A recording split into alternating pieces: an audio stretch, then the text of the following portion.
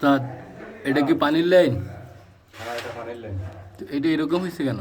এরকম এই যে এটা থেকে ব্যান্ড খাওয়াই কীভাবে নিছেন? এটা দুইটা ব্যান্ড একসাথে খাওয়াইছেন?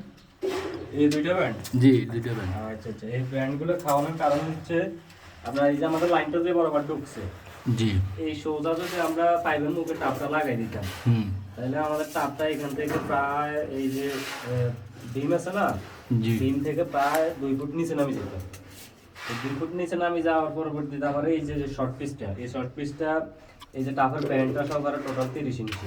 জি জি 30 ইঞ্চি নিচে নামে যেত, এই শর্ট পিসটা 30 ইঞ্চি হইতো। যদি কখনো এটার ভিতরে কোনো কিছু পড়ে যায় বা এটা জাম বাজে যায়, জি তখন আপনার এই যে হাত ঢুকাইলে একটা হাত কিন্তু 30 ইঞ্চি না, জি। একটা হাত সর্বোচ্চ 2 ফুট পর্যন্ত আপনি ঢুকাইতে পারবেন।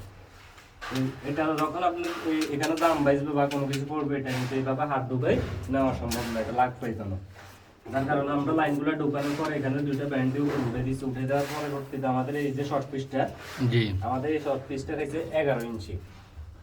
11 ইঞ্চি খাওয়ার কারণে আমাদের এই ব্যান্ড তাপটা কিন্তু উঠে গেছে উপরের দিকে। এখন আমাদের এখানে যদি কোনো কিছু পড়লে আমরা এখানে হাত দিলে এই যে আমাদের তাপটা লাগ পাইতেছে। এখানে যদি কোনো কিছু পড়ে ওইটা নিতে পারবে, জাম হইলে জামটাও ছুটে যাবে, সহজ হইবে। যার কারণে আমরা এই ব্যান্ডগুলো দিয়ে তাপগুলো একটু উপরে উঠে দিয়েছি, যাতে করে পরবর্তীতে কোনো সমস্যা না হয়। তো এটার কারণে কি ময়লা একেবারে পিওর ক্লিয়ার হয়ে যাবো? হ্যাঁ, একেবারে পিওর ক্লিয়ার হয়ে যাবে, লাইন ক্লিয়ার। আচ্ছা আচ্ছা আচ্ছা। জাম বাজলে তো টাপের মধ্যে বাজবে, পাইপে জাম বাজবে না। এখানে কোনো কিছু করলে এই টাপটা মধ্যে আটকা থাকবে, এটার উপর উঠে ঘুরে যাওয়ার মানে একদম সুযোগ নাই। যার কারণে এই টাপগুলো আমরা ব্যান্ড খাওয়ার উপর উঠে দিচ্ছি। আচ্ছা।